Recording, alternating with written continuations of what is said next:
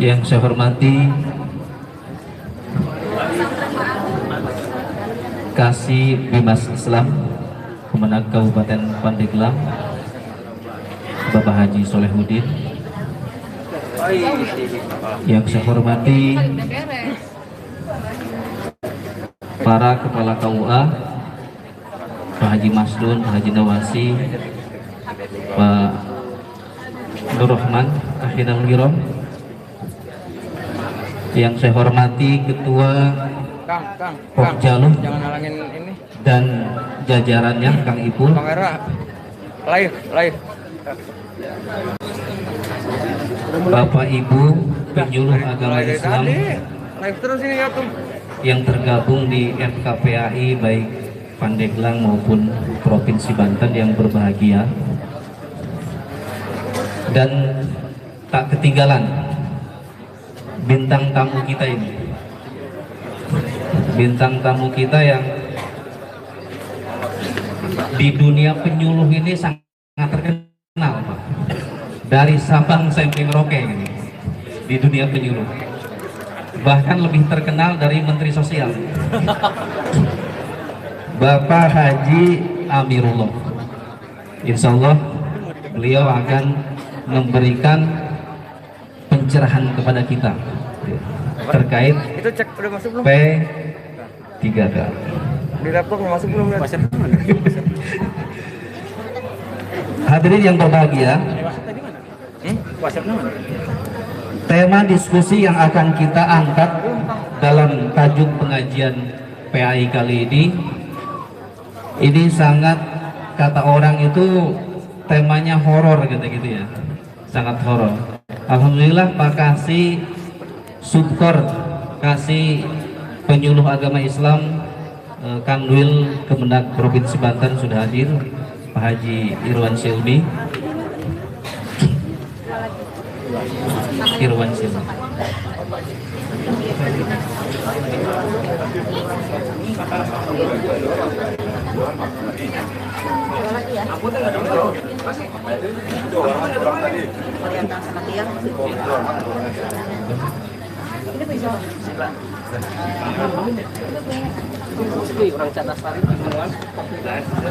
Iya.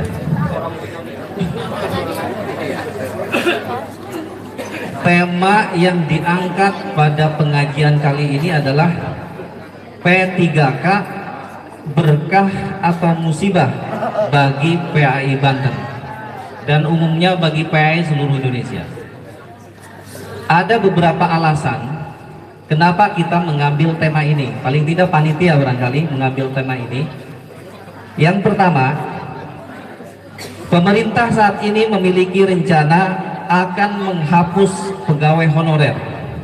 Nah, PAI ini kan bagian dari honorer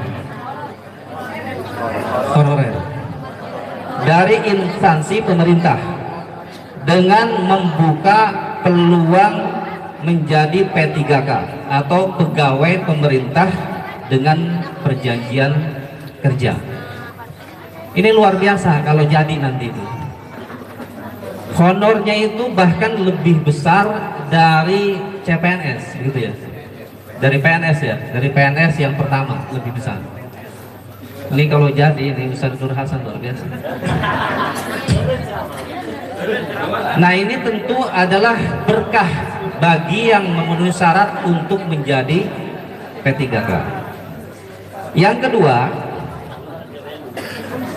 mayoritas PAI khususnya di Kabupaten Pandeglang, mayoritasnya itu adalah salafiyah dengan latar pendidikan rata-rata SMA ke bawah.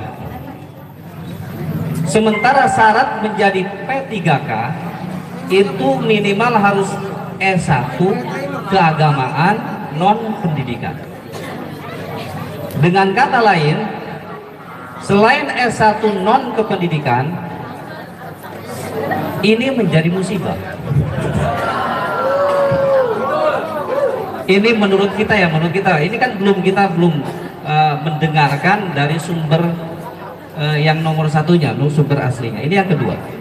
Jadi itu asbabun nuzul kenapa barangkali panitia mengambil tema apakah P3K ini berkah atau musibah? Itu kronologisnya seperti itu. Yang ketiga, informasi terkait syarat dan ketentuan menjadi P3K dan informasi pemetaan pegawai di beberapa wilayah itu masih simpang siur, dari WA, grup, Instagram, Twitter, itu tidak satu kata, sehingga misalnya PAI Angsana akhirnya berbeda memahami P3K dengan PAI Munjul, gitu, seperti itu, karena berselirnya terkait dengan pemahaman P3K, sehingga menjadi pertanyaan yang cukup sulit untuk kita terkait dengan validasi dari P3K ini.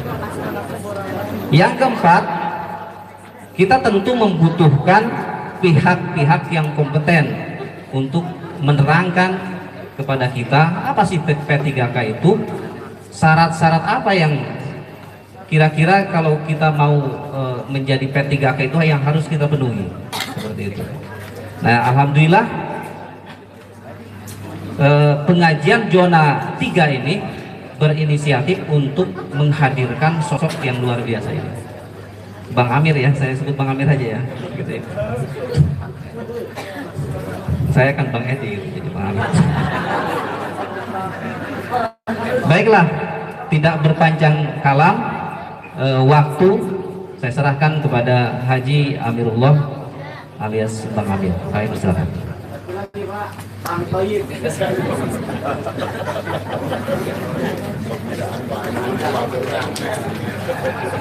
Bismillahirrahmanirrahim. Assalamualaikum warahmatullahi wabarakatuh. Alhamdulillahirabbil alamin wa bihi nasta'in wa ala umuri dunya wa din wassalatu wassalamu ala sayyidina Muhammadin wa ala alihi wa sahbihi ajmain.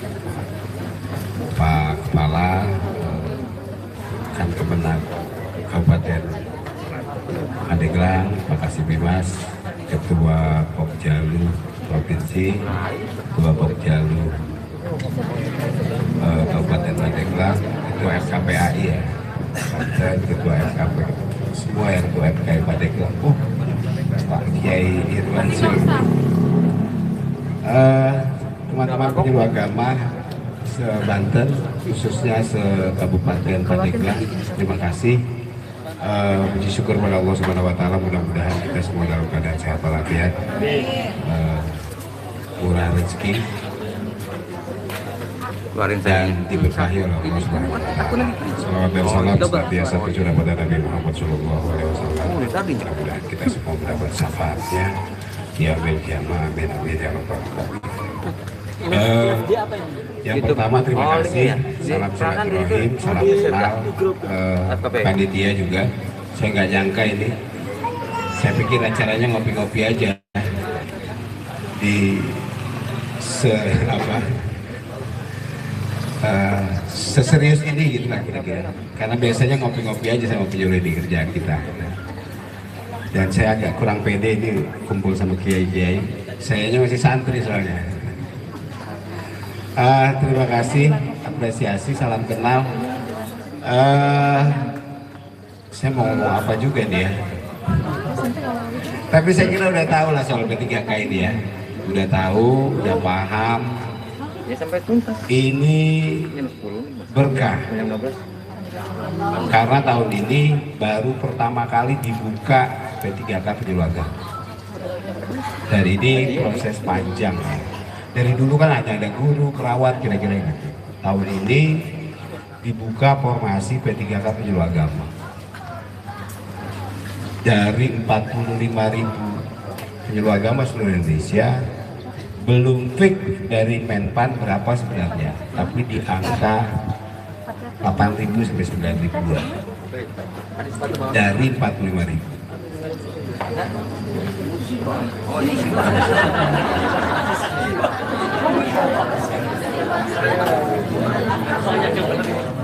Jadi ternyata ini lagi-lagi sebenarnya keuangan negara. Karena kalau sudah P3K itu ahli pertama aja, ahli pertama S1 3A, golongan 3. Itu tukinnya grade 8.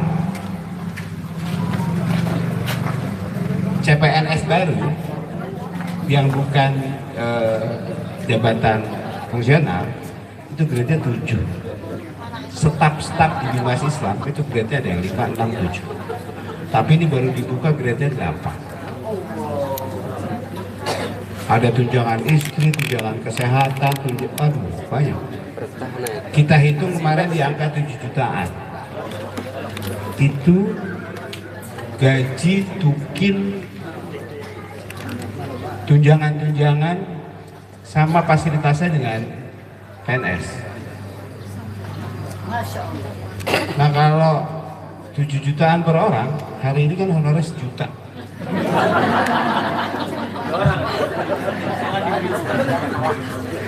Sejuta ke 7 juta itu kan dahsyat luar biasa.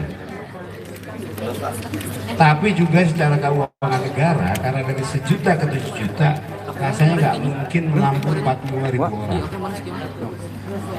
Ini kalau asumsinya di angka 8-9 ribu aja, karena nanti ada gaji 13, ada gaji 14, sama tuh dengan PNS. Itu hampir 1,4 triliun untuk 9.000 orang aja. Perjalanan dinas, wah macam-macam itu. Cuma kalau non PNS tidak ada aturan nggak boleh kawin lagi gitu kan. Kalau udah PNS nggak boleh tuh, kecuali nggak ketahuan. Ini saya nggak nyaman ini pakai Zoom, saya takut didengerin banyak orang.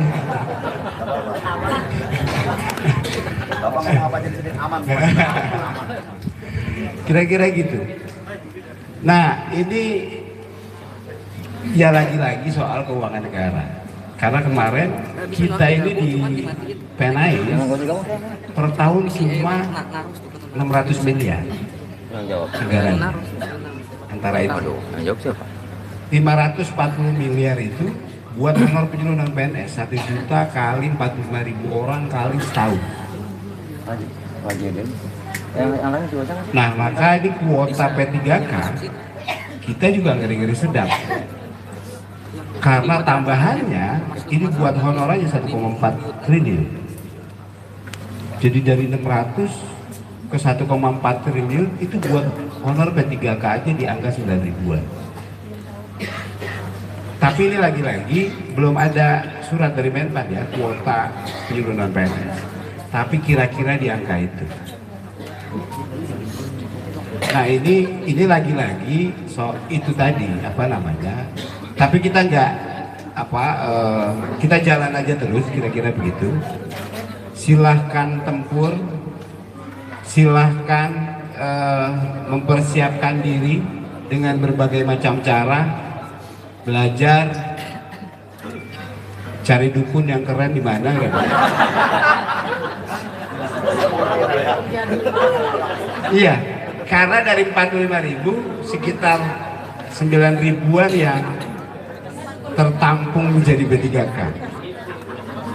Nah yang pendataan hari ini yang ribut nasional, yang BKN ya, itu bukan didata setelah itu diangkat, itu baru pendataan. Karena BKN nggak punya data. Sebenarnya berapa sih jumlah honorer? Berapa sih yang SMA, berapa sih yang S1, berapa sih yang tingkat pendidikan dan lain-lain, berapa jumlah? Maka semuanya ikut aja pendataan itu, walaupun linknya lagi error. Ini banyak banget WA. Tapi ini pendataan dari BKN, biar BKN punya data. Karena ini ada skemanya. Setahu saya ada sekitar 900.000 honorer di Kementerian Agama seluruh Indonesia. Ada guru, ada dosen, ada penyuluh, ada macam-macam. Iya tenaga-tenaga honorer di kabupaten kota, di provinsi. Nah 900.000 ini belum terdata oleh BKN. Mana yang S1, mana yang SMA segala macam. Nah hari ini lagi didata melalui link. Karena mungkin saking banyaknya 900.000.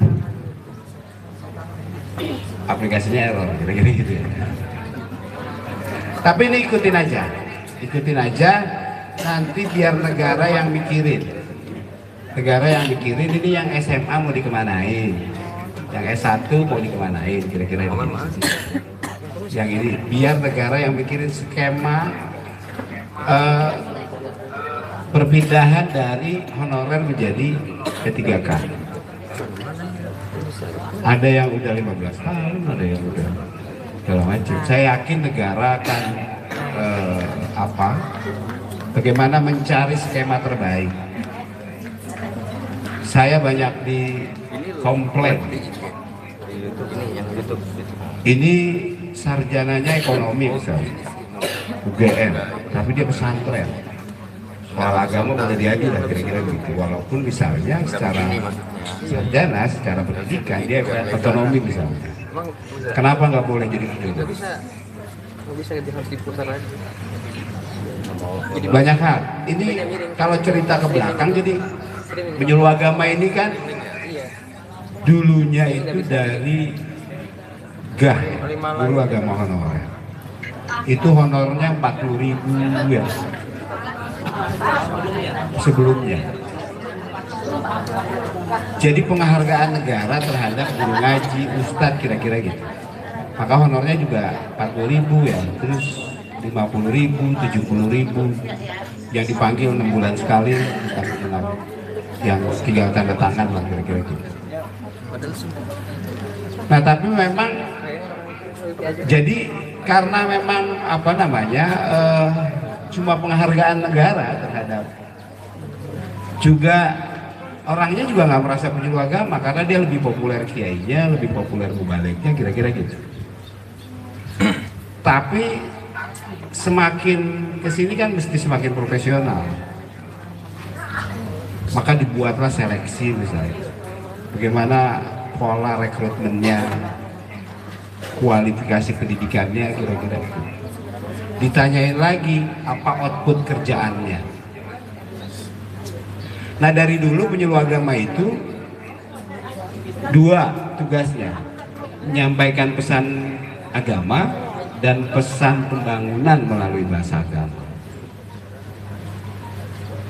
Jadi kalau bahasa saya ya ustadz negara lah kira-kira begitu. Mantap. Karena dia menyampaikan pesan-pesan negara melalui, bukan cuma ngajarin ngaji kira-kira begitu, bukan cuma jadi mubalik, tapi juga pesan-pesan negara, ada stunting, ada moderasi beragama.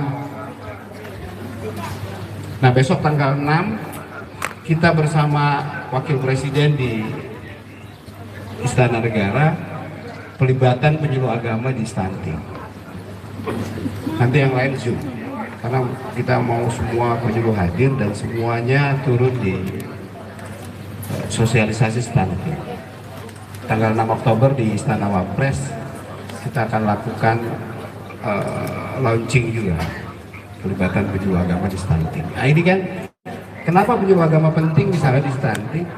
Karena ternyata di masyarakat banyak berkembang mitos. Saya kira Pandeglang termasuk ya. Ya. Banyak mitos kalau hamil nggak boleh makan apa segala macam gitu. Iya. Nah, negara butuh minta penyuluh agama turun di stunting. Bagaimana penyuluh agama menjelaskan pentingnya 1000 hari 1000 hari kehidupan sejak hamil ya. Berarti sampai 2 tahun lah kira-kira ya. Itu pentingnya bagaimana asupan gizi mempengaruhi perkembangan otak, fisik dan lain-lain. Pakai bahasa agama. Kalau kiai-kiai yang turun, penyuluh-penyuluh agama yang turun, pakai dalil-dalil kira-kira begitu, masyarakat akan lebih mudah dan lebih yakin untuk pentingnya 1000 hari kehidupan pertama kira-kira begitu untuk mencegah stunting. Saya sih yakin beberapa lembaga dan semua itu sudah menyadari bahwa pentingnya penyuluh agama. Kita kerjasama dengan Densus 88, dengan BNPT, dengan Kominfo, saya kira ada di sini jadi informasi publik ya. Hari ini dengan BKKBN dan Setwapres soal stunting, dengan Kemenkumham penyuluh agama turun di lapas-lapas, penyuluh agama turun di anak-anak jalanan segala macam ya.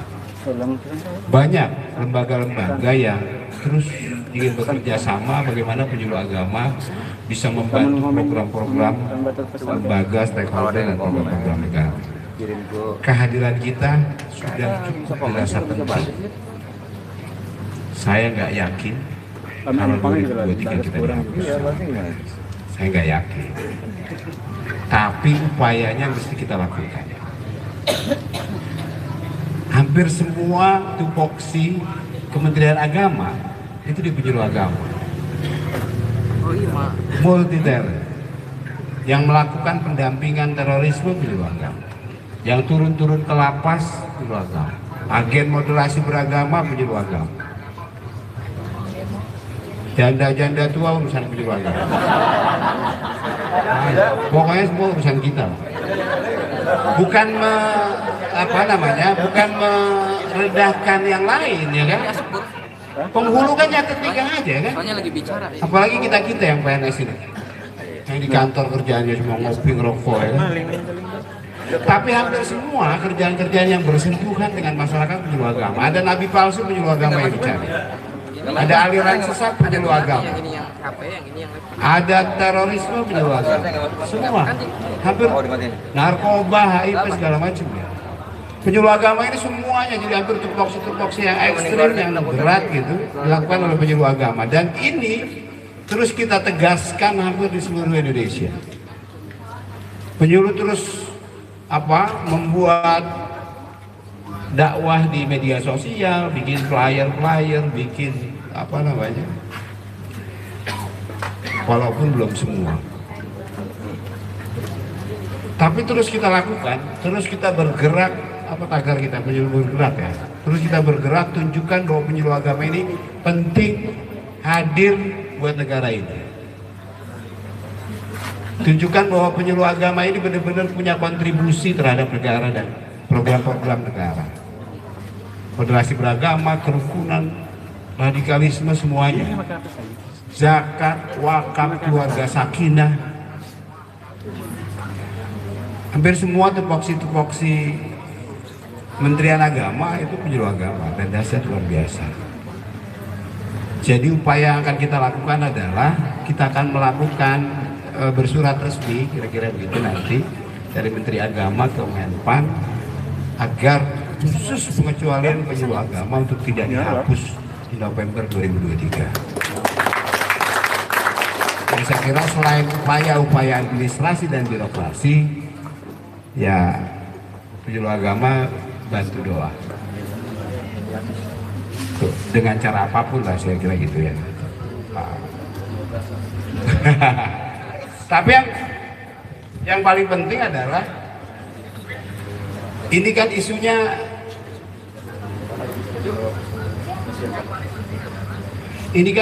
rame ya. November 2023 hampir seluruh honorer mesti dihapus. Nah saya kira ini waktunya sampai November 2023 kita mesti serentak menunjukkan kinerja.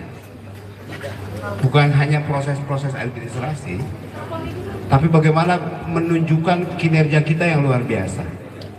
Ya terutama ya kita main di segala lini lah, medsos apa segala macam ya. Semua kegiatan-kegiatan penyuluh yang keren, yang kreatif, yang inovatif, yang punya jelas kontribusinya terhadap masyarakat dan negara, ayo kita tagarkan, ayo kita ramaikan. Sambil kita terus berjuang bagaimana eksistensi penyuluh agama ini memang sangat penting buat negara. Kalau ini dihapus, nanti muncul nabi-nabi palsu. Oh, ancam. Kira-kira gitu ya. Teroris, radikalisme, kira-kira gitu ya kan?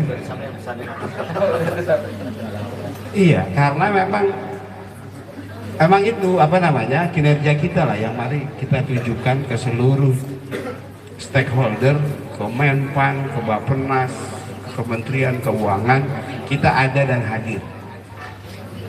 Itu soal bagaimana ya, saya keren apresiasi kompak ya, kita kompak, kita satu suara, kita berjuang bersama. Karena kita di pusat misalnya sebagai regulator dan juga nggak ada apa-apanya kalau tanpa apa yang dilakukan teman-teman. Yang keren, program-program yang kreatif, yang inovatif yang teman-teman lakukan, kalau tidak diupload di media sosial, kalau kita tidak dikasih tahu, ya orang nggak tahu, kira-kira gitu. Tapi kalau terus kita serentak bergerak, ya kan, semuanya kita 50.000 orang. Kalau satu orang satu aja berarti ada 50.000 video kreatif inovatif misalnya. Apalagi kalau satu penyuluh 8 kan ya, 8 satu orang 8 kali dalam sebulan. Mari kita ramaikan program-program yang kreatif inovatif gitu. Dan ini kita sambut aja dulu kuota berapapun nanti 8.000 9.000 ini P3K penyuluh agama kita ambil aja dulu, sambil terus kita berjuang lagi tahun 2023 2024 segala macam. Saya yakin negara memikirkan bagaimana skemanya lah kira-kira. Bagaimana ini apa sih? Karena begini memang dari dulu 500.000 tidak manusiawi. Hari ini 1 juta juga tidak manusiawi. Apalagi di Indonesia Timur yang harus seberang laut, seberang hutan, ketemu macan, apa segala macam tengah-tengah hutan ya. 1 juta ini nggak manusiawi. Tapi mobil mewah-mewah loh yang parkir, saya bingung juga tuh. Nah, harus 1 juta Pak. Ini kayaknya pakai ini ya, jadwal hotip nih ke leasing mobil. Iya, tapi ternyata 1 juta berkah. Ya kan? Ternyata 1 juta luar biasa gitu. Cuma SK-nya aja gitu loh 1 juta ya kan. Soalnya kan jadwal hotip full setahun ya kan, belum undangan kematian, mandiin orang meninggal apa segala macam. Banyak lah ininya. Iya. Ini kita jadi memang mentan nggak manusiawi lah kira-kira gitu. Orang dibayar 1 juta sebulan dengan beban tugas yang berat gitu loh. Beban tugas yang luar biasa, hampir semua di pundak penyuluh agama. Jauh ya. Maka skemanya adalah terus bagaimana menghapus honorer, semuanya bisa masuk dalam ASN, paling nggak P3K. Kalau P3K ya lumayan. Saya ada rincian ya, 3 ayam 1 jutaan. Tapi juga kan keuangan negara, iya, lagi bangun di KN, lagi banyak lah, apa namanya, pembangunan kita. Nah, maka sebenarnya yang menarik buat negara adalah bagaimana penyuluh-penyuluh agama punya kontribusi terhadap program-program prioritas negara. Ada pemberdayaan ekonomi umat. Bagaimana meminimalisir orang miskin, kemiskinan ya di Indonesia. Saya kira penyuluh agama sebenarnya sangat punya peluang gitu untuk melakukan pemberdayaan ekonomi umat. Kalau semuanya jadi satgas zakat kira-kira gitu di kampungnya masing-masing, lalu mendata potensi zakat, lalu sosialisasi zakat, lalu zakat dibayarkan ke apa namanya, KUA itu PZ, lalu hasil dari zakat masyarakat dikumpulkan di UPZ KUA, hasilnya itu dilakukan pemberdayaan ekonomi umat buat masyarakat juga dengan program berkurangnya orang miskin sehari 1 aja. Wah, itu kan. Dan Medan lagi studi banding dari sini kan. Oh, Medan ngaji di sini. Itu karena potensi zakat kita 400 triliun. Kalau misalnya ini semua masyarakat punya kesadaran bayar zakat, kalau penyuluh agama jadi satgas zakat dan KUA menjadi UPZ, wah keren. Teman-teman bisa tahu potensi orang miskin di kecamatan masing-masing kan, bagaimana melakukan pemberdayaan ekonomi. Saya kemarin ke Banyumas, itu ada program ayam poligami. 1 jantan, 4 betina. Itu kan murah ya kan? Ayam jantannya 1, betinanya 4. Dikasih tuh ke keluarga-keluarga miskin.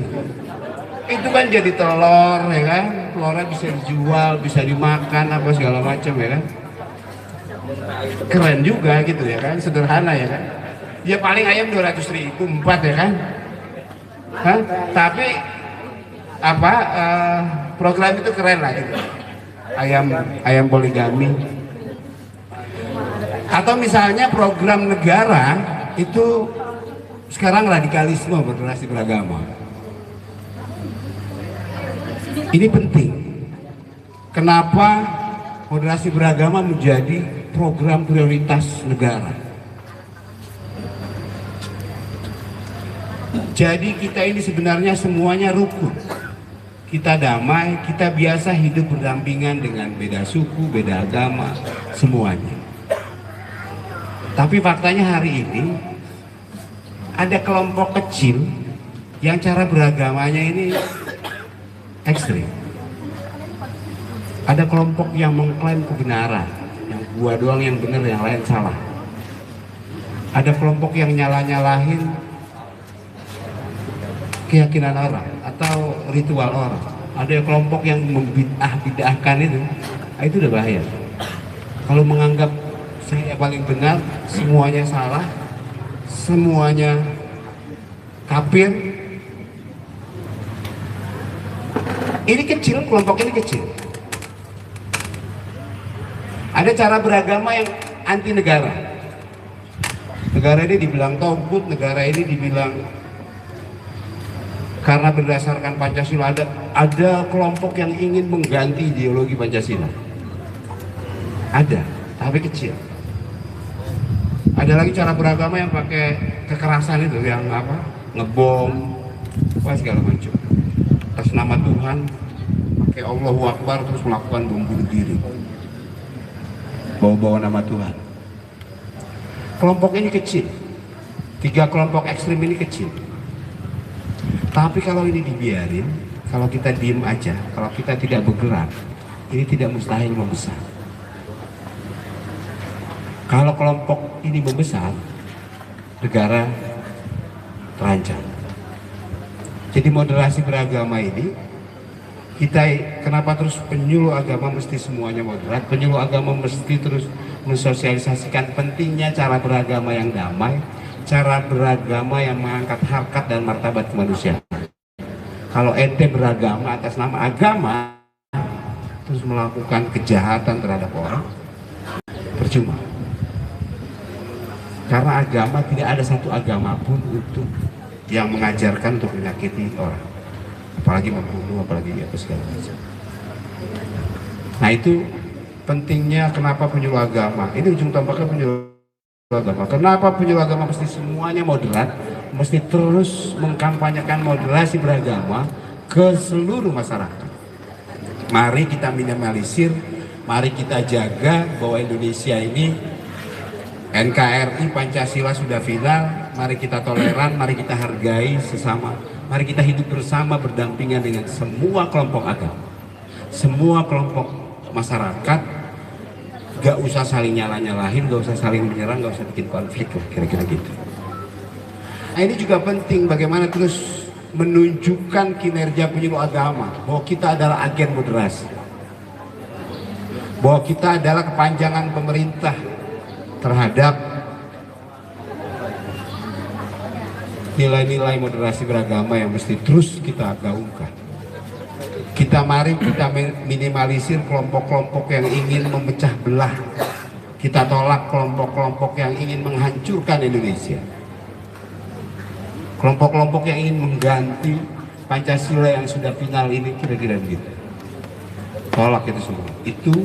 Itu juga menjadi tugas penyuluh agama. Nah, ini kita gaungkan juga menjadi tupoksi penyuluh agama. Terus kita hadirkan bahwa penyuluh agama ini hadir, bahwa penyuluh agama ini penting buat negara ini. Kira-kira gitu. Semakin mampu kita menunjukkan itu, saya yakin kesejahteraannya pasti dipikirin negara. Saya yakin kalau kita mampu menunjukkan itu, P3K itu gak sulit lah. Kuotanya akan semakin banyak dan akan dipermudah, kira-kira begitu. Nah ini yang apa namanya penting. Nah hari ini lagi pendataan P3K, ikut saja semuanya. Besok sebentar lagi ada pendaftaran P3K, ikut saja. Nanti biar waktu yang menjawab, kira-kira gitu. Karena saya yakin kekuatan doa kiai dan lain-lain ini dahsyat ya kan. Ikut aja. Nanti seleksi berkas itu ada di Kanwil. Setelah itu baru CAT. Nah ini yang paling penting.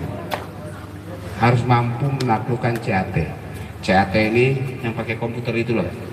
Ada 100 soal, habis selesai ngisi ketahuan tuh betul 50, betul 60, betul 70. Nggak ada yang bisa bantu itu. Kalau itu kuncinya cuma belajar. Taklukan CAT, kalau mampu menaklukkan CAT, ya proses menjadi P3K. Ada wawancara juga.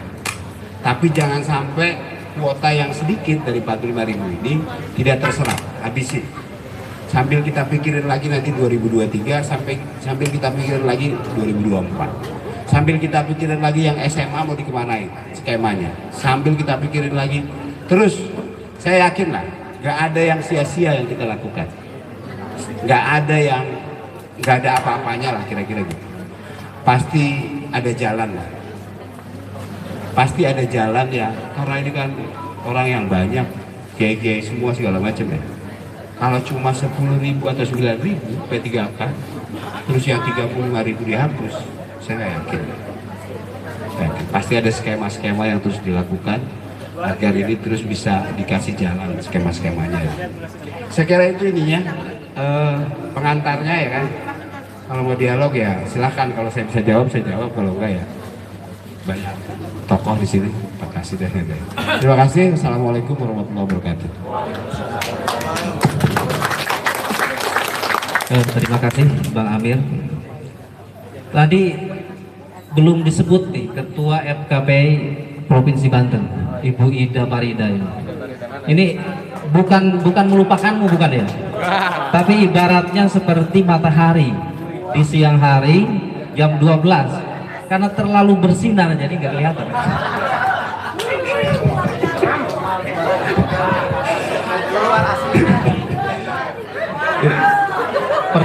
Pernah mendengar itu di salah satu kitab betul. Oke. Vicky Jaka Bandang. Baiklah, tadi kita telah mendengarkan apa yang dipaparkan oleh Bang Amir.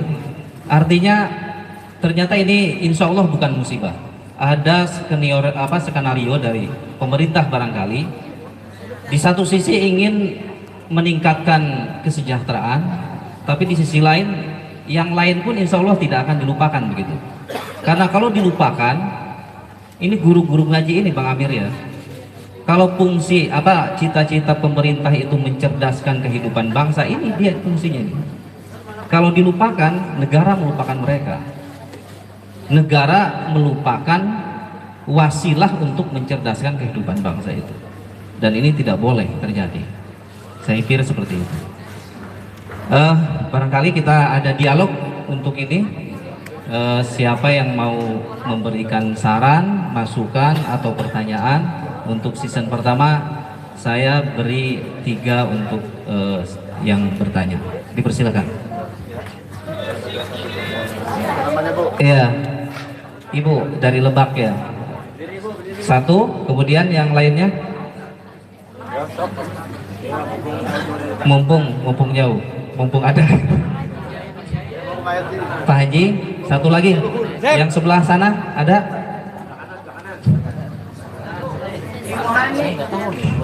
Ibu Hani.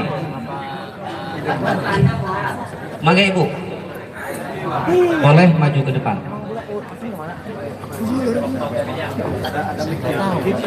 Saya nanya, itu sih. Ini mereka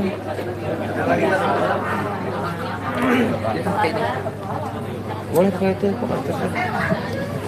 Pakai kalau pakai ini bisa nggak? Assalamualaikum warahmatullahi wabarakatuh. Nama saya Saadah dari Lebak. Alhamdulillah, nama saya Saadah, emang bahagia Pak. Cuma sedikit agak ketar-ketir karena baca musibah itu Pak. Begitu. Jadi agak sedikit kebahagiaan saya itu terganggu. Begini, tadi panggilnya Bang Amir ya, Bang Amir ya? Paling kieu. Satu lagi Bang Heru ya, ya dekat ya. Karena kita keluarga Pak, keluarga teman lama. Ngaji aja. Di lampunya kemana? Pak Kiai. Kalau di lampu ini jangan. Apa namanya Pak Polisi juga. Bang Ibu juga ya? Subhanallah, di Wangi Gunung berapa tahun? Dari semenjak saya pertama jadi penyuluh, pertama sekali. Jadi mungkin saya sudah senior, di usia senior, di penyuluh juga senior. Dari mulai honor yang benar sekali saya itu, subhanallah ya, begitu. Di usia saya sekarang yang 52 tahun, saya belum berkeinginan untuk purna begitu Pak. Tapi kayaknya suara hati kami, saya aja yang masih tua, yang sudah tua. Kapan mudanya? Mudanya udah masih tua saya sudah. Saya masih tua Pak, belum mau purna, apalagi yang masih muda-muda Pak. Walaupun pendidikan mereka juga muda, yaitu hanya SMA. Saya juga. Karena di sini ada saudara-saudara saya semuanya. Yang namanya saudara pasti selalu merangkul. Kami pun semua penyuluh tidak mau terpisah. Walaupun keadaannya yang sudah berapa tahun dengan adanya P3K, jangan sampai ada kata musibah bagi kami penyuluh-penyuluh Pak. Cari solusi terbaik. Cari solusi terbaik. Kami ini keluarga saya yakin dari Sabang sampai Merauke semua penyuluh nggak bakalan ada yang mau yang itu dengan musibah. Itu suara hati kami Pak. Yang kedua Bang Hersus ya, Bang Heru, abang yang selalu memberi kami Pak 1 bulan 1 juta. Aduh, kopi dingin, kopi. Kalau seandainya ditinggikan sedikit, akan semakin berkah Pak. Akan semakin berkah memberi kepada kami. Amin. Jangan takut ketika kami naik, yaitu nominalnya akan kolab. Saya yakin tidak akan kolab. Barokah insya Allah. Berdoa kita semua dari Sabang sampai Merauke untuk kemajuan penyuluh Indonesia semakin maju. Indonesia semakin bersatu. Jangan sampai kita yaitu menjadi pecah hanya karena ada P3K. Insya Allah yang punya kebijakan akan memperhatikan kami Hapus untuk P3K. selalu bersatu atas nama penyuluh agama Islam. Mungkin hanya itu curahan saya ataupun harapan Semua, kami. semua. Ya,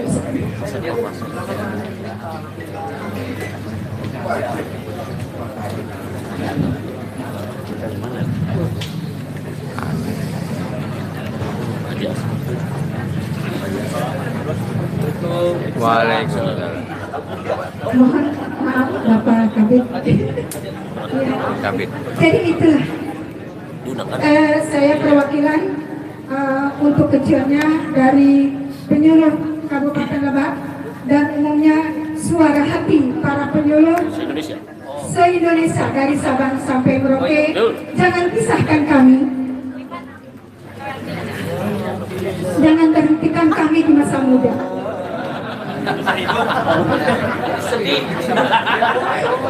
Allah.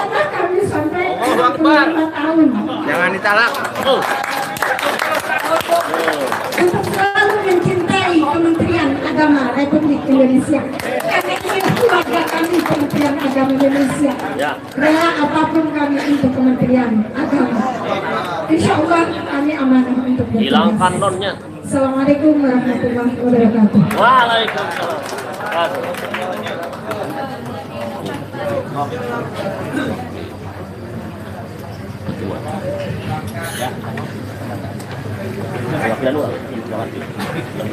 Panekan siapa panekan? Panekan siapa? Assalamualaikum warahmatullahi wabarakatuh. Alhamdulillah rabbil alamin. Wassalatu wassalamu ala asyrofil anbiya'i wal mursalin wa ala alihi washabbihi ajma'in. Amma ba'du. Yang saya hormati Bang Amir selaku dari pusat ya, kita Bakasi dari Banten Provinsi, Pak Kabid, juga pimpinan-pimpinan kami di Kementerian Agama yang tidak bisa saya sebutkan, tak ketinggalan selaku Ketua RKPI Provinsi Banten Ibu Ida Farida, juga Ketua Pokjalu Provinsi Banten Kang Ipul. Kami atau saya selaku pengurus RKPI Kabupaten Serang mewakili teman-teman khususnya di Kabupaten Serang, umumnya para penyuluh agama non seprovinsi Banten.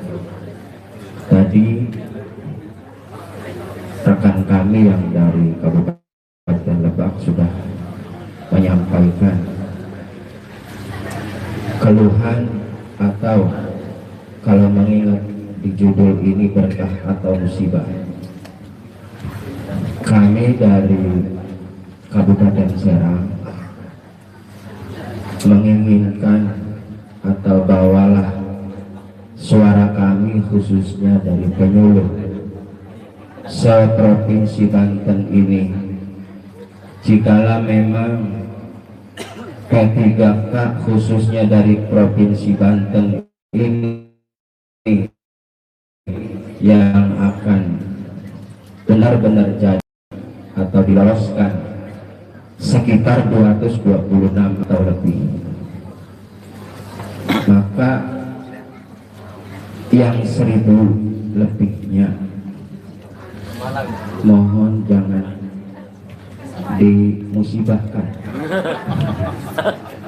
Museum kan? Jadi tolong Bang Amir bawa suara kami dari Provinsi Banten ini, karena kami akui memang dari SDM penyuluh di Provinsi Banten ini masih banyak yang SLTA ke bawah.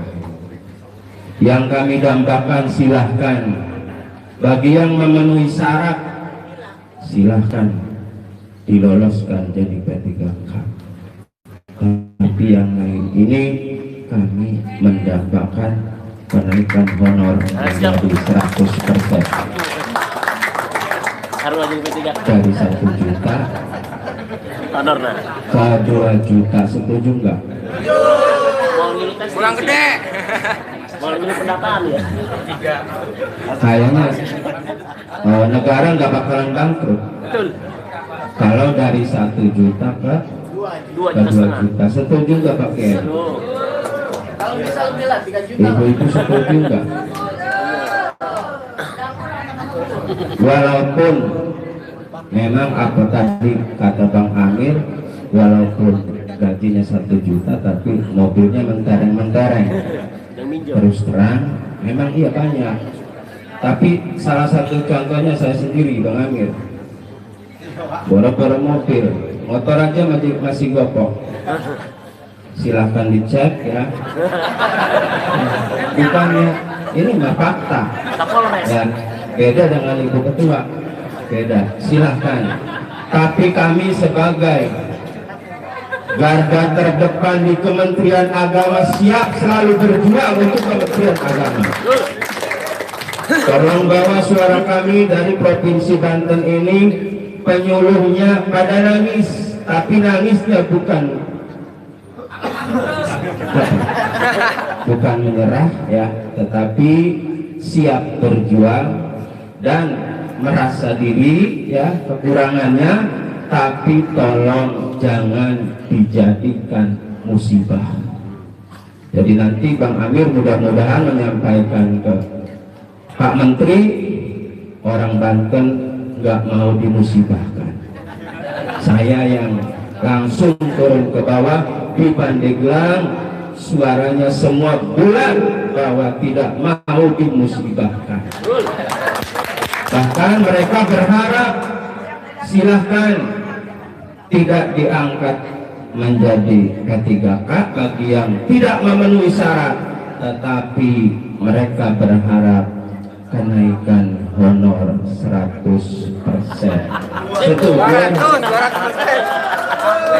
Setuju? Semua setuju? Al-Fatihah. A'udzubillahi minasyaitonirrajim. Bismillahirrahmanirrahim. Alhamdulillahirabbil alamin.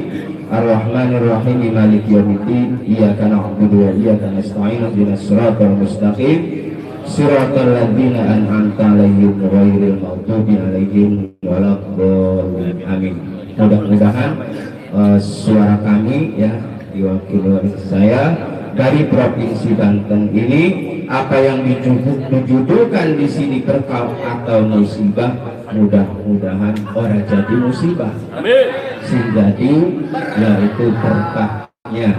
Kami doakan bagi yang memenuhi syarat menjadi P3K, tapi kami sependapat dengan Ibu Saadah dari Lebak. Kami tidak mau dipisahkan. Terlalu apa ya? Terus lengkap. Ya, mungkin itu saja.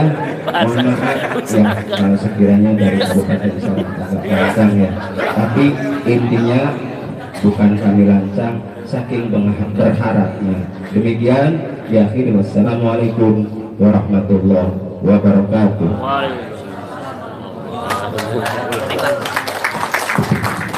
Satu lagi. Mana? Iya, enggak.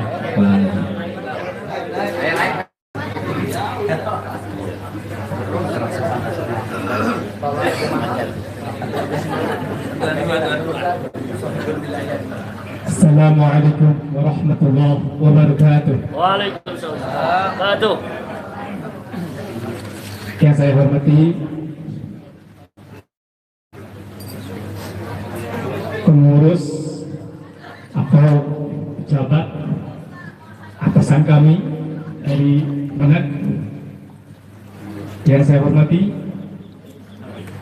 pengurusan FKPI Provinsi Banten, karena di sini adalah mencakup satu provinsi bisa dibilang, karena perwakilan dari Nakas ada, dari Pandeglang ada, dari Serang juga ada, alhamdulillah dari Bekasi pun ada. Mudah-mudahan kumpulnya semua di sini menjadikan berkah dan dijauhkan dari musibah. Nauzubillah min dzalik. Para hadirin, wakil saya dari PI Kecamatan Pandeglang. Pertama, yaitu tadi banyak, bahkan ada yang bilang jangan sampai keluar dari PI jadi teroris.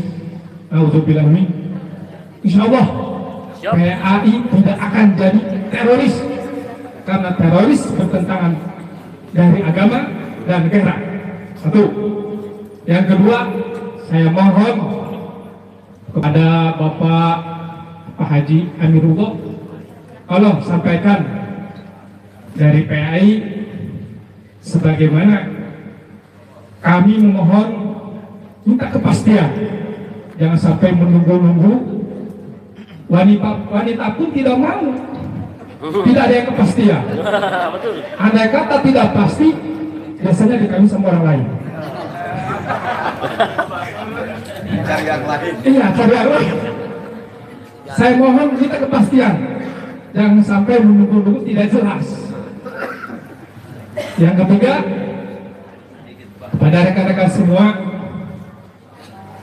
saya yakin rekan-rekan semua berputar Kiai Ustadz yang punya doa yang mustajabah. Karena tanpa doa ulama, tanpa doa kiai, dunia ini akan hancur, betul tidak? Sebab apa? Doa orang bodoh, bodoh ditolak. Karena disitulah ulama sebagai tonggak pemersatu bangsa, dan jangan sampai disakiti.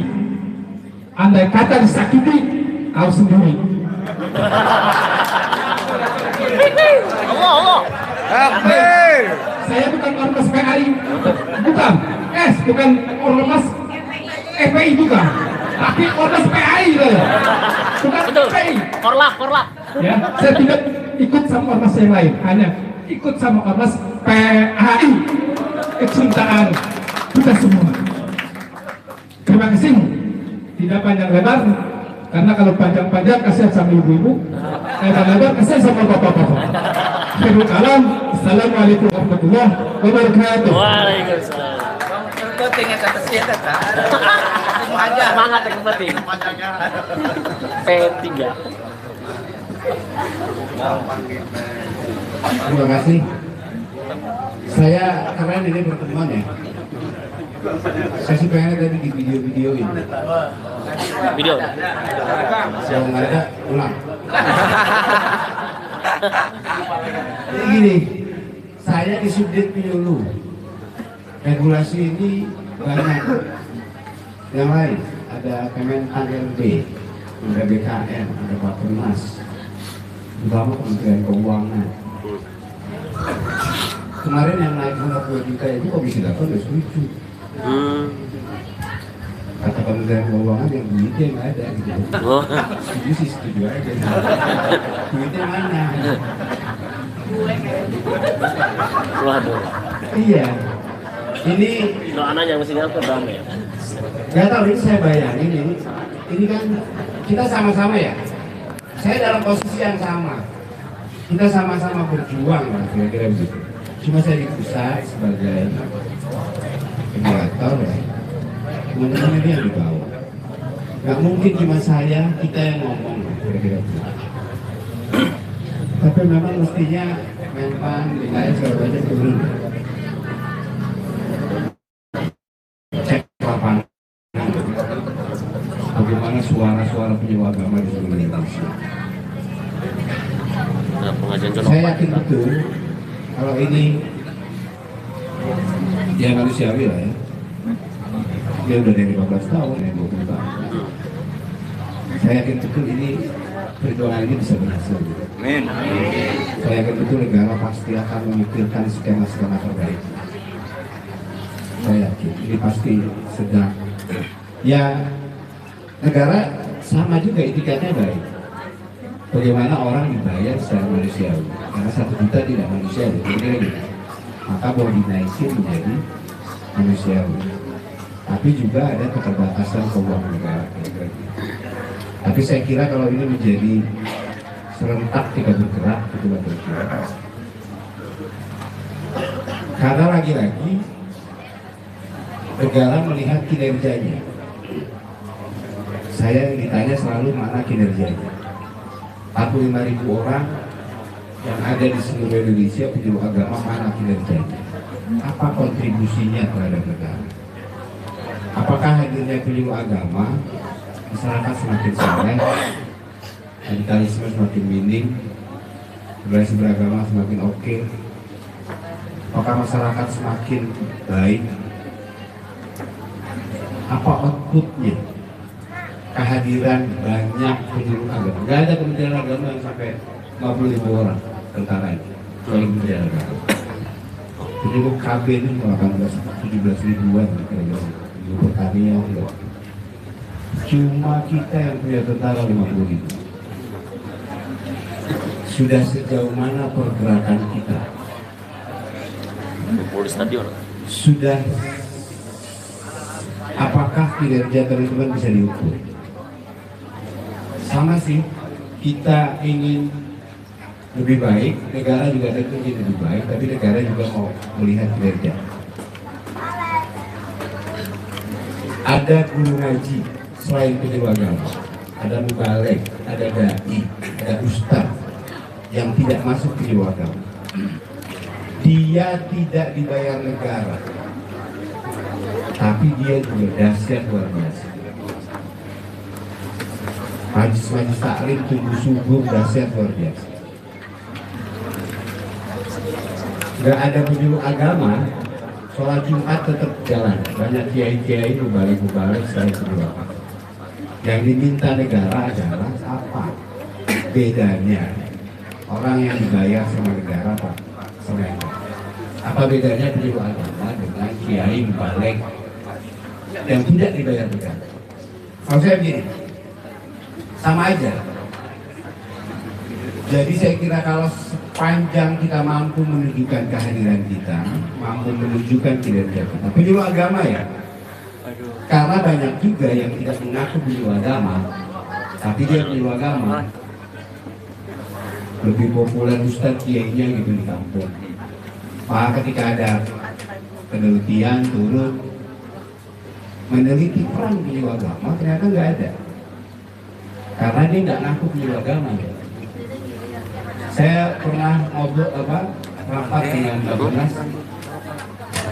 Pak Amir, saya 20 tahun tinggal di kecamatan A, tapi nggak ada tuh penyuluh agama. Nggak mungkin Pak, karena kecamatan masih belakang penyuluh agama. Tapi ternyata 8-8-nya nggak populer gitu kan. Sebagai penyuluh agama, tapi dia lebih dikenal sebagai ustadz di Bali. Kalau penyuluh agamanya nggak bangga menjadi penyuluh agama, identitasnya nggak keluar, kan nggak kelihatan perannya. Perannya nggak terbaca. Kira-kira gitu ya. Nggak, saya bukan mau nyerang balik, tapi maksud saya ya sama ini saya kira ya.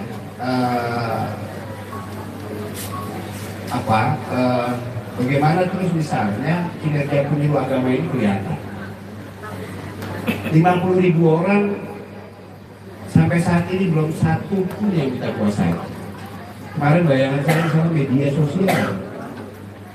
Kalau semuanya bikin konten kreatif di YouTube, atau orang satu 50.000 konten kreatif itu di luar. Semuanya menyebarkan kepada penyuluh agama. Bikin flyer satu orang satu aja. Kalau ada 50.000 flyer, cuma satu, apalagi 8, apalagi 10, apalagi sehari.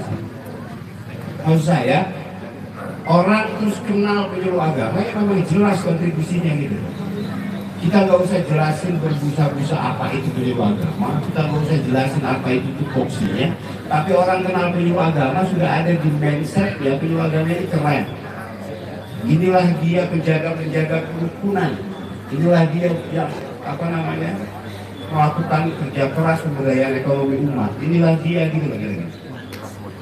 Penggerak moderasi beragama yang sampai saat ini masih dikenal penyuluh agama ya di Indonesia. Kontribusinya terhadap, karena kita pakai duit negara, tentu saja harus punya kontribusi terhadap negara selain dari pesan-pesan agama ya. Nah ini maksud saya yang mari kita bergerak. Mari kita bergerak semuanya, mari kita kompak, kita kerja bareng semuanya, tunjukkan bahwa kita ada dan hadir buat negara ini. Kira gitu. Ya semuanya pasti kita akan berjuang, kita pasti akan melakukan upaya-upaya. Skema yang paling dekat kita akan bersama Wapres ya. Besok soal stunting, kita akan berkirim surat ke Menpan bagaimana penyuluh agama ini dikecualikan untuk tidak dihapus misalnya. Banyak upaya-upaya, tapi juga itu mesti didukung oleh gerakan penyuluh agama semuanya. Mesti ditunjukkan, mesti kita upload semua kegiatan-kegiatan yang keren di media sosial. Penyuluh agama. Jadi tidak ada alasan untuk menghapus honorer penyuluh agama. Kira-kira gitu. Nah ini saya kira harus kerja bareng semua stakeholder, semua pihak, agamanya, kepala KUA-nya, di kemenangnya, di provinsi, di pusat, kita bergerak sama-sama bahwa ini sangat penting dan sangat urgen buat negara. Saya kira itu terlalu serius ini. Terima kasih.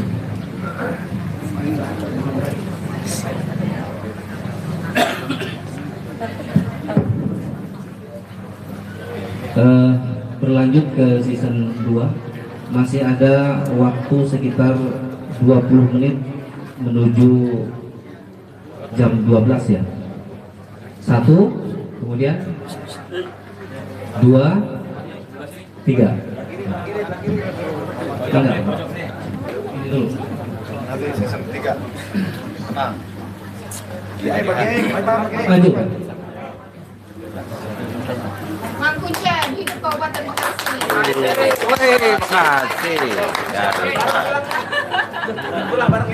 Jauh-jauh kita nanya era. Assalamualaikum warahmatullahi wabarakatuh. Yang terhormat yaitu Bang Amir atau Haji Amirullah Ustadz MAG dan semua jajaran Kementerian Agama wilayah Provinsi Banten dan seluruh Kemenak yang ada di kabupaten kota yang di Provinsi Banten dan teman-teman sahabat semua dari pemilu PNS dan ya mudah dihilangkan non PNS-nya ya. Dan langsung aja ya.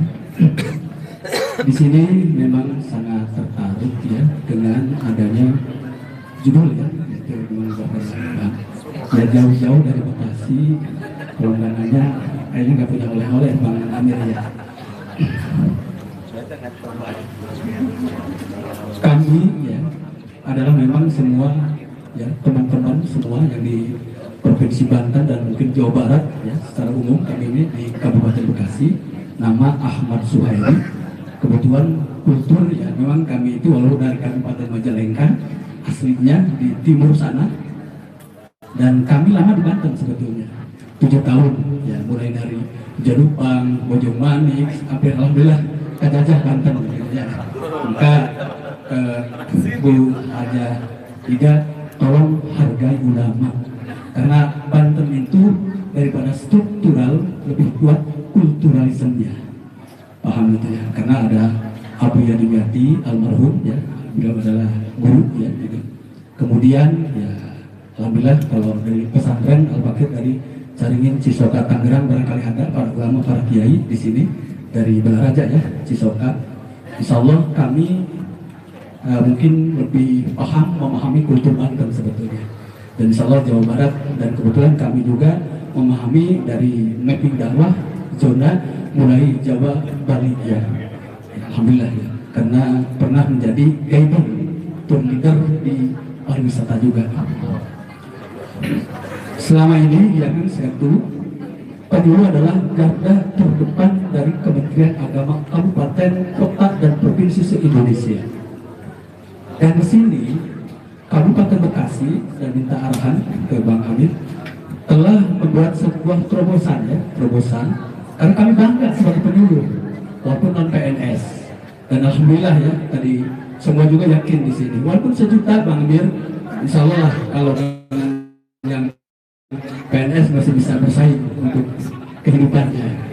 Berkah oleh kami yang sudah mendapat 20 juta per bulan di pariwisata itu dihabis sama Allah 0 rupiah sampai tidak punya apa-apa, rumah motor boleh hilang. Tapi ketika kami masuk dalam penyuluh agama honorer, alhamdulillah pola pikir, pemikiran, dasar pemikiran, literasi, referensi semakin berkembang dan menambah wawasan pula tentang keagamaan. Nah kami terobosan di sini adalah alhamdulillah karena kami kerjasama bukan hanya di internal Kementerian Agama ya, dengan ya kalau kami udahlah itu kan udah sifatnya bahasanya kan agama semua. Karena kami adalah garda terdepan Kementerian Agama. Di sini kami punya terobosan Bang Amir, yaitu pertama kerjasama dengan FKUB, Forum Kerukunan Antar Umat Beragama. Kemudian kami juga menertibkan tentang yang menjadi masalah ini ya. Mungkin kalau untuk di pelosok masjid, rumah ibadah, majelis taklim yang di bawah naungan Kasibimas Islam, karena kami adalah anak Kasibimas Islam. Nah kami bergerak di sini karena legalitas masjid, terutama di kota, perumahan, ya karena Bekasi itu heterogen ya, perumahan itu banyak. Nah ini mungkin hampir 95%, maaf, ini jangankan IMB, rekomendasi FKUB menjadi syarat mutlak untuk memilih. Ini PR ya. Ini juga akan menjadi konflik keagamaan. Nah, di sini kami hadir meredam lebih awal. Alhamdulillah, ya mohon doa. Ya, artinya sekarang mulai mentertibkan rumah ibadah kita sendiri dulu. Ya, ini mohon apa strategis nanti Bang Amir mohon arahan yang lebih baik. Dan kemudian dari UVJ, FKPI Kabupaten Bekasi juga sudah bergerak. Punya UVJ FKPAI. Ini kami tetap mensosialisasikan dan insya Allah juga dalam waktu dekat dari Kamar Dagang Industri Kabupaten Bekasi kami juga akan bersinergi. Nah, ketika bersinergi maka di situ ada juga ada ladang kami mungkin karena di situ ada masjid, rumah ibadah di kawasan industri untuk Kabupaten Bekasi. Nah ini kalau ditertibkan, didata yang selama ini nggak ada yang masuk. Nah ini mohon arahan dari Bang Amir, pintunya kami supaya lebih kuat untuk masuk ke dalam kawasan industri itu selain dari Kamar Dagang Industri yang sudah siap untuk mendukung kami untuk masuk ke dalam kawasan. Maka ketika kita atau kami para penyuluh kawasan industri dikuasai dengan bahasa agama, yakin akan meminimalisir terorisme, aliran-aliran bermasalah juga. Karena paling Bekasi yang heterogen dari seluruh pelosok miniatur Indonesia ada di Kabupaten Bekasi. Terus yang ketiga, ini kami juga ke Bang Haji mohon arahan. Ketika teman-teman ini ya, tadi juga udah disinggung ya, teman-teman tidak masuk P3K ya ini walaupun bertahap, apakah itu pasti ketika 9.000 itu akan diangkat, nah sisanya berapa ribu yang akan diangkat? Apakah itu minta kepastian dari Pak Amir, bahkan Kementerian Republik Indonesia yaitu Bapak Haji Yakut ya. Kemudian kami juga dari penasihat GP Ansor Kabupaten Bekasi ya masuk ya. Ya. Kalau Pak kami harus juga datang ke beliau kan gitu ya. Tapi saya percaya ke Bang Amir sebagai bapak kami di pusat untuk menyampaikan tadi sudah disinggung, satu, jangan sampai dihapus itu non PNS karena ketika dihapus maka yang dirugikan adalah satu, Kementerian Agama itu sendiri. Yang kedua, ini jadi permasalahan yang konflik. Apakah kami harus sowan juga ke presiden bersama-sama? Kira-kira sowan ya. Kalau ini sowan diizinkan ya mungkin oleh Bang Amir sekarang, ya mungkin kami akan membangun komunikasi ya, terutama ada Bunda Haji Hidayah ya, alhamdulillah ya. Ini beliau juga. Nah, insya Allah mungkin Jawa Barat akan dikoordinasikan juga kalau itu diizinkan. Tapi saya nunggu dari Bang Haji. Itu saja, terima kasih dalam pakai. Wassalamualaikum warahmatullahi wabarakatuh.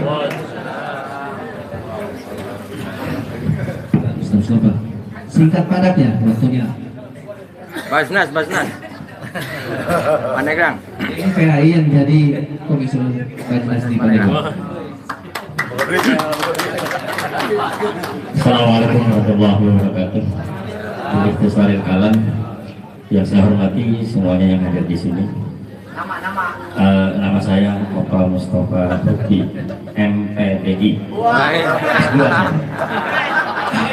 Kalau secara detail saya sepakat dengan beliau.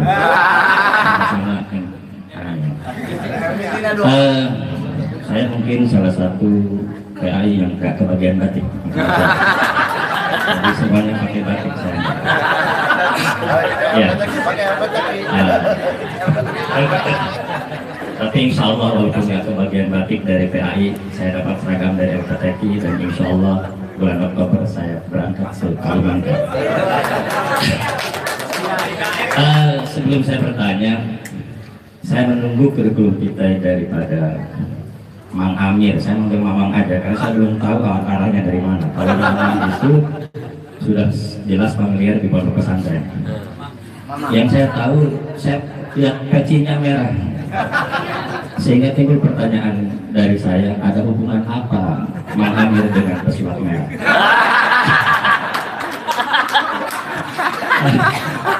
Ya, selanjutnya saya menanggapi, mohon maaf sebelum saya bertanya, saya menanggapi apa yang disampaikan oleh Mang Amir dan para dai yang lain. Keterkaitan PAI di masyarakat yang nyaris tidak terdengar. Ada dua hal yang saya dapat simpulkan. Satu, karena ketawaduan PAI itu sendiri. Tawadu tidak ingin diketahui kalau dia itu PAI. Ya. Yang kedua, karena pesimis dan malu. Kenapa malu? Ketika PAI bergerak menjadi seorang dai, melihat isi amplopnya jauh lebih besar daripada honor PAI, maka dia sengaja menyembunyikan identitas PAI. Kalau dia ngomong dari PAI, takut amplopnya dikecilkan, karena oh ini mau udah tugas negara, dia gaji, ternyata gajinya jauh lebih kecil daripada amplop celana. Apalagi ini menghadapi bulan Mulut, saya yakin semua PAI akan panen. Mumpung belum bulan Mulut, P3K segera dibereskan. Karena apa? Kalau sudah masuk bulan Mulut, saya yakin semua PAI sudah nggak kepikiran P3K. Karena semuanya kalah oleh berkat mulut. Itu Pak ya. Itu jawaban saya Pak. Ya, oke. Berkah. Ya. Selanjutnya, karena dibatasi waktu, tadi Pandeglang hanya beberapa persen Pak yang sarjana dan tidak sarjana. Di awal Bapak sambutan pada opening seremonial tadi sudah membuat kami lemas. Yang lulus Pak Sabalet, Masya Allah tuh begini aja. Untung tadi malam saya sudah dijelaskan oleh istri saya, jadi nggak masalah. Akan tetapi pas di tengah sambutan Bapak, kembali semangat lagi Pak. Ada satu motivasi bagi saya khususnya dan mungkin beberapa PAI yang lain. Masa iya kita kalah sama ayam yang berpoligami? Ayam saja poligami, masa PAI tidak? Oleh karenanya untuk mendukung program itu supaya PAI bisa berpoligami, ini otomatis honornya harus ditambah. Itu. Kaitan dengan P3K ini, sebetulnya jauh-jauh hari sebelum program P3K ini muncul sebagai program pemerintah, di rumah saya sudah sedia Pak P3K.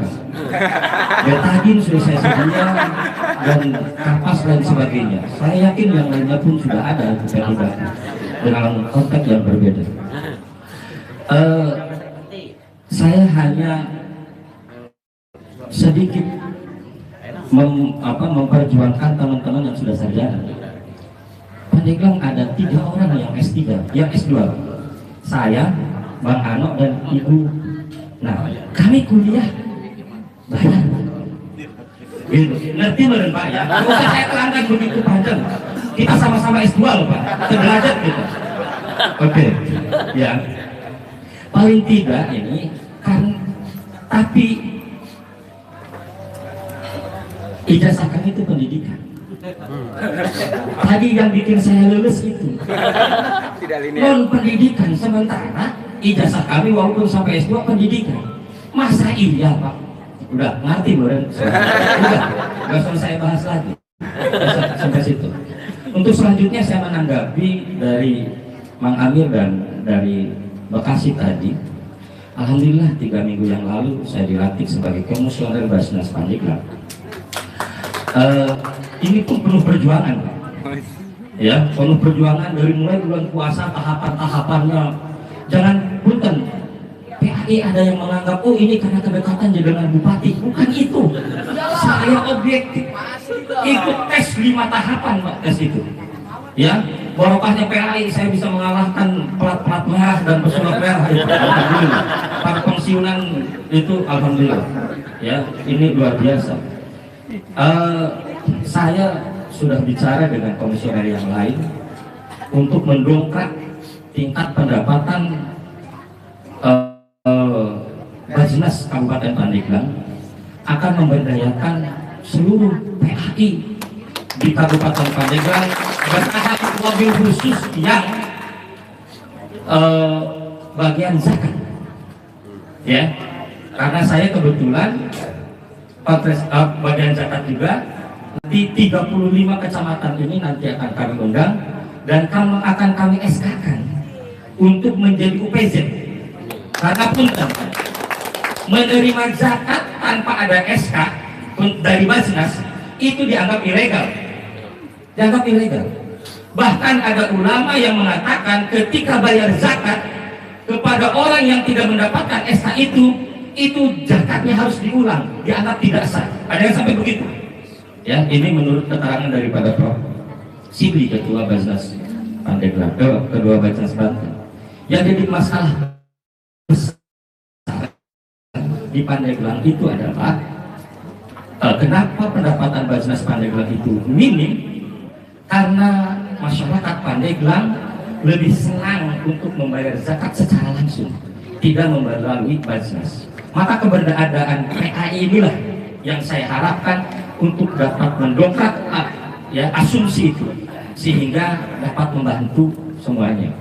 Nah, ini sebagai jawaban atas pengajian di zona 2 kemarin. Yang diundang adalah komisioner Basnas periode yang lalu dan kebetulan dia kalah saingan oleh saya. Nah, sekarang saya yang menjadi dan saya akan meneruskannya. Itu saja mungkin yang dapat saya sampaikan. Kurang lebih mohon maaf. Assalamualaikum warahmatullahi wabarakatuh. Batik na cokot.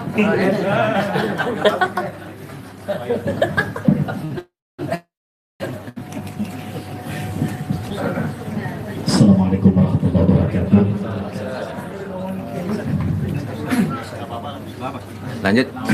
Lanjutkan. Bismillah, alhamdulillah, wassalatu wassalamu ala rasulillah wa la hawla wa la quwwata illa billah wa ba'du.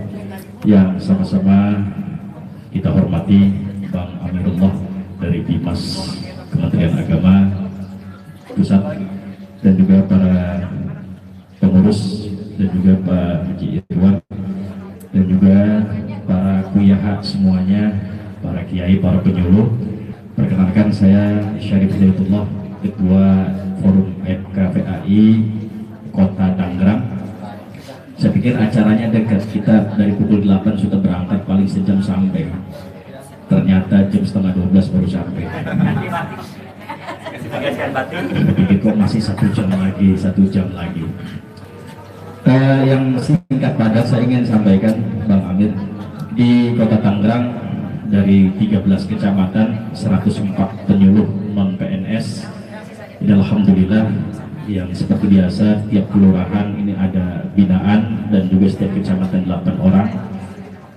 Dan alhamdulillah untuk FKPAI Kota Tangerang ini kita sudah tercover juga BPJS-nya mulai dari Juli, September, dan alhamdulillah sekarang kita juga gandeng Basnas Kota Tangerang yang alhamdulillah dari anggota penyuluh juga itu sebagai komisionernya dari penyuluh masuk. Jadi kita juga bisa silaturahim dan kita link. Alhamdulillah tiap bulannya untuk premi BPJS Ketenagakerjaan ini sudah di-cover. Alhamdulillah. Dan nanti Bu Ida juga sudah ketemu, nanti bisa dilanjutkan. Untuk Kota Tangerang, sebanten baru Kota Tangerang. Kemarin ketemu Ketua BPJS. Kemudian juga kita silaturahim ke beberapa lembaga, BNN Kota, kemudian kita juga ke Badan Wakaf yang sejalur spesialisasi kita, kemudian juga kita ke LPTI, dan ternyata memang mereka menunggu kita untuk silaturahim itu. Banyak yang kita bisa sinergikan. Dan baru mereka kenal, oh ternyata ada penyuluh banyak, bukan hanya yang PNS saja. Yang saya ingin tanyakan Pak Amir terkait masalah P3K ini, kami kan sudah menginput data. Informasi teranyar ini yang saya dapat ini dari Bimas, entah sudah menyebar semua ke penyuluh atau belum. Informasi yang sekarang ini bahwa dari 160.000 tenaga non ASN Kementerian Agama ini baru terinput Kamis hari ini baru 26.000. Sisanya terkendala untuk pendataan input data ASN BKN ini bahkan tidak bisa tertolong lagi bahasanya, tapi akan terus berproses karena terkait masalah NIK, tanggal, bulan, tahun lahir, maka harus input kembali. Bahkan ada NIK yang tidak ditemukan. Ini info teranyar yang kami dapat dari Bimas. Bahkan kalau NIK yang ketika proses tidak ditemukan, ini harus ke Dukcapil. Jadi langkahnya begitu sulit juga Pak Amir. Sudah kita harus input data, kemudian datanya malah nggak masuk. Biasanya kalau kita sudah masuk, biasanya langsung keluar gitu. Tapi nggak nanti kalau langsung keluar Pak. Itu yang pertama ingin tanyakan. Kendalanya di mana Pak Amir supaya yasiru walatu asiru lah. Jadi teman-teman semua kalau bisa berkas secara fisiknya sudah, ya dipermudah. Itu yang pertama. Yang kedua, apakah nanti seluruh pendataan itu yang dulu pernah di-link dari Bimas Pusat Pak Amir itu ada sarjana agama, ada sarjana keagamaan, ada sarjana non agama. Ini diklasifikasi seperti ini, apakah nanti akan ada yang tumbang atau nanti di klasifikasi ini akan ada kelas-kelasnya? Ini penyuluh untuk sini. Terkait di kita memang banyak yang sudah berkecimpung di pendidikan, bahkan memang bahasanya penyuluhannya di pendidikan. Jadi apakah nanti yang dari 8 tiap kecamatan itu semua akan diloloskan walaupun tadi gelar sarjananya adalah pendidikan? Kalau saya gelar sarjana ininya syariah, SHI.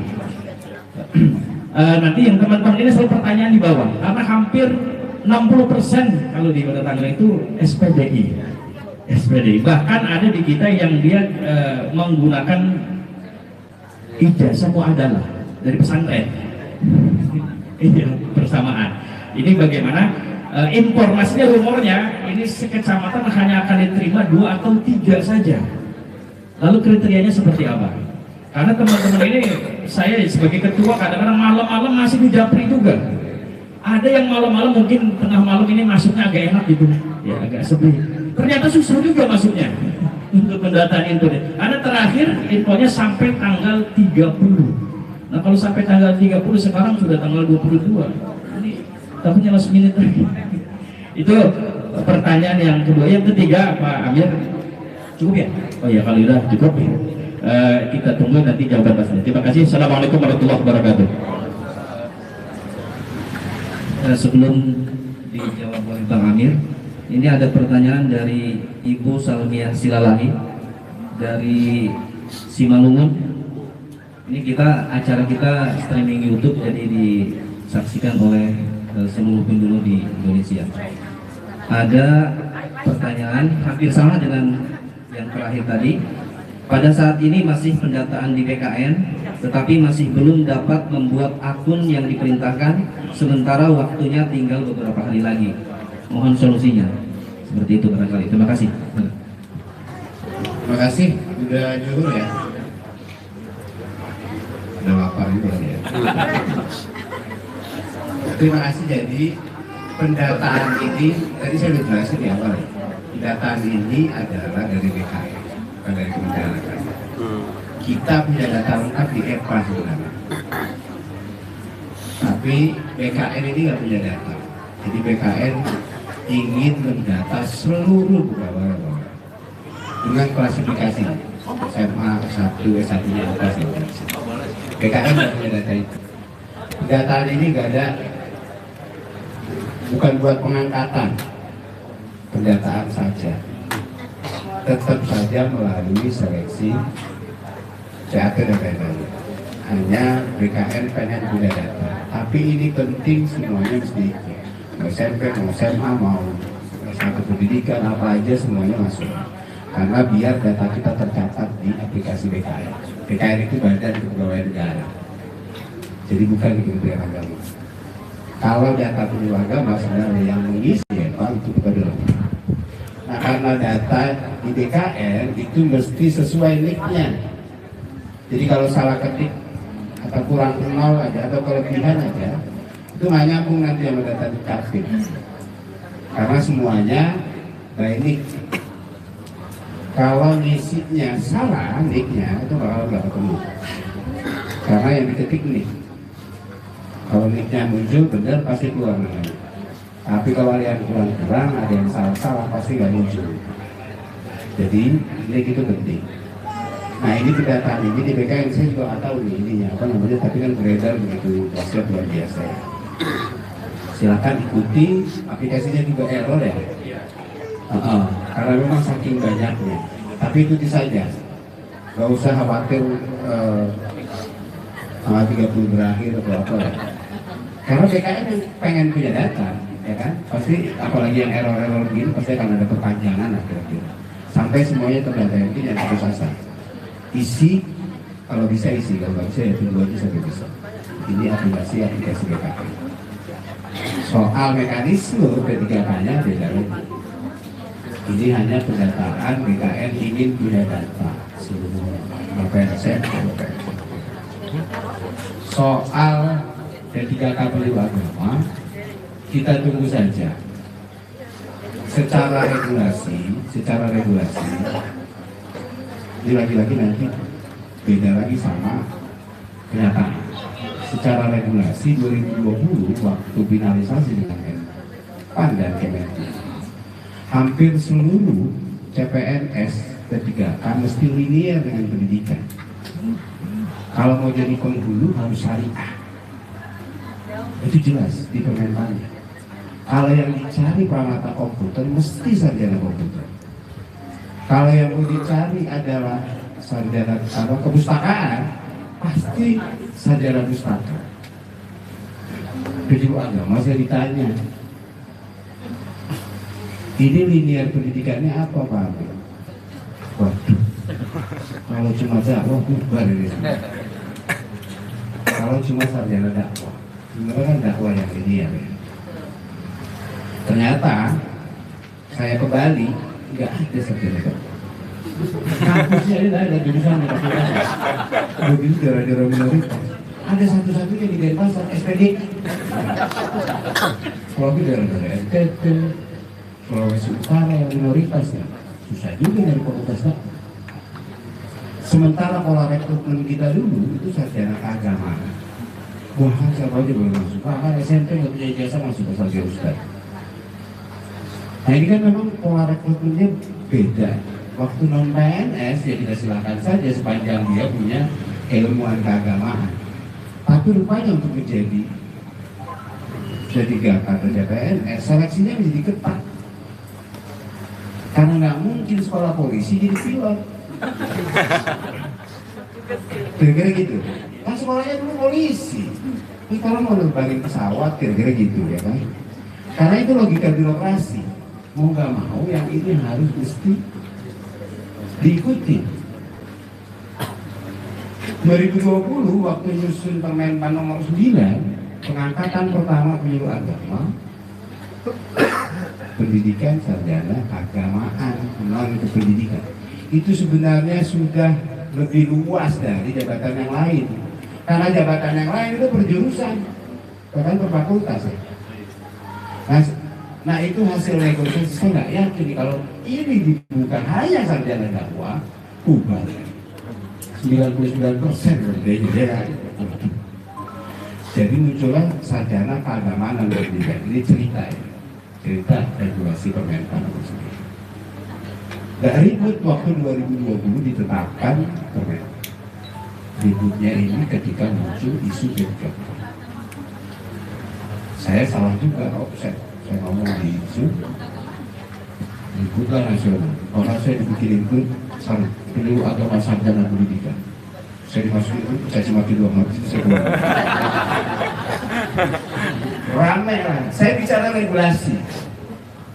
Tapi faktanya di ini apa namanya banyak juga tuh SPDI masuk di rekrutmen P3K. Saya nggak tahu hasilnya bagaimana. Besok pokoknya ikutin aja. Kalau bisa masuk aja. Kalau lulus seleksi berkas ya udah cantik. Kalau enggak ya kita cari skema lain. Enggak lah, kita nggak putus lah kira-kira. Gitu intinya ya, apa namanya? Karena regulasi ini bukan cuma di agama, ada Kemenpan, ada banyak pihak. Itu kira-kira. itu seluruh jabatan fungsional ke Kemenpan. Duitnya itu Kementerian Keuangan. Banyak sambung nyambung di Kementerian ini, gitu loh. Jadi bukan hanya di ini ribut memang nasional lah. Ketika SPDI ini secara regulasi tertutup. Karena faktanya ternyata tadi 60-70% SPDI. Ya pelan-pelan sambil kita pikirin karena kuota ini. Ya saya nggak bisa ngomong apa-apa ini kalau soal SPDI, saya kabur aja mendingan ya kan.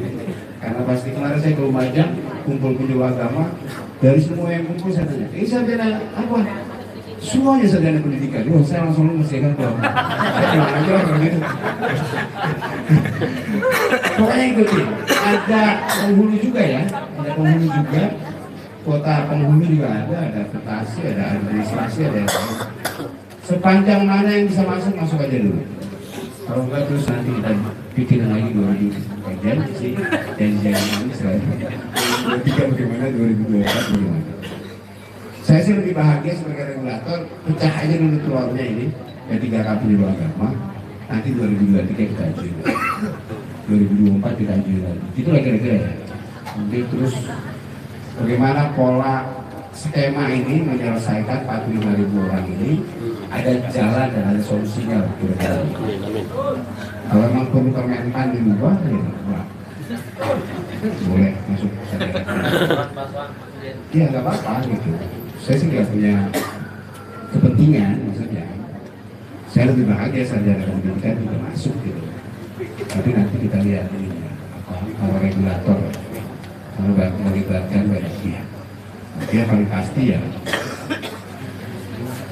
terus aja kita bergerak, ya putus asa, terus kompak, terus pendidikan kinerja. Saya nggak tahu polanya gimana, saya selain Bang Edi ini yang mana membuat pola kita bergerak serentak untuk menunjukkan kinerja dan demo lah ya soan ya kan. Apa kita tunjukkan kinerja secara serentak itu terus seluruh Indonesia dengan menunjukkan kinerja yang kreatif, inovatif gitu kan. Sambil terus kita susun surat apa segala macam lah. Hal-hal yang bisa kita lakukan untuk melakukan ini. Jadi kita ini paling luas. Terima kasih Komisioner Bajnas. Ini yang saya harapkan. 400 triliun potensi zakat kita, 200 juta lebih penduduk umat muslim di Indonesia. Zakatnya masih belum terkoordinasi dengan baik. Kalau semuanya ini terkoordinasi dengan baik, 200 juta. Saya tadi emang berharap penyuluh agama bisa jadi satgas zakat melalui las di Kalua, nanti uangnya dikelola oleh masyarakat. Potensi zakat, kebiasaan masyarakat bayar zakat yang tidak. Saya yakin kalau misalnya resmi penyuluh agama sebagai satgas zakat dan membangun trust masyarakat bahwa uangnya tidak terbalik masalah melakukan pembayaran. Wah itu keren, itu pasti program yang sangat disetujui negara. Itu pasti keren. Karena dengan membayar satgas zakat 5 juta, negara akan dapat uang 1 triliun. Oh itu keren. Itu boleh dimulai. Saya tantang mereka untuk mewujudkan itu biar jadi pilot project seluruh Indonesia. Oh itu keren banget. Baru kelihatan peran penyuluh mengkayakan yang miskin. Terserah ya, awalnya terserah ya kan. Tapi itu keren, itu mesti di support, mesti didukung program yang keren gitu. Saya kira itu, saya tidak ngomong apa-apa lagi.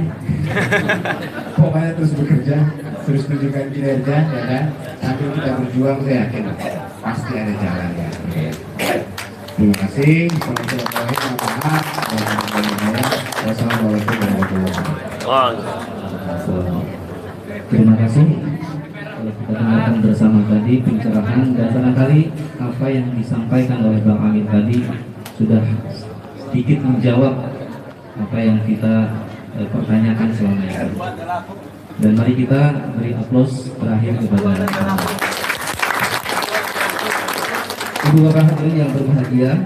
Masih banyak pertanyaan yang disampaikan baik di offline di sini maupun di online. Namun karena keterbatasan waktu maka acara ini harus kita akhiri. Semoga kegiatan hari ini bermanfaat buat kita semua dan melahirkan keberkahan bagi kita semua. Dan mari kita akhiri dengan sama-sama membaca hamdalah. Alhamdulillahirabbil alamin. Mewakili panitia pelaksana kami ucapkan terima kasih atas kerjasama dan atensi dari semuanya. Kurang lebihnya kami mohon maaf. Wallahul muwaffiq ila aqwamit thoriq. Wassalamualaikum warahmatullahi wabarakatuh.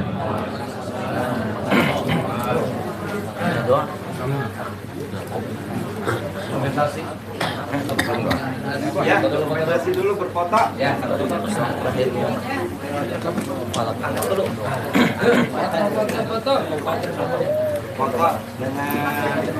sip. Wasep, Kabit. Kabupaten, Pak. Kabupaten boleh ya. Kabupaten. Laki-laki. Wahai rumah, hari. Pandeglang dulu, pandeglang. Yuk. Menyiapin makanan nanti. Sep. Pandeglang.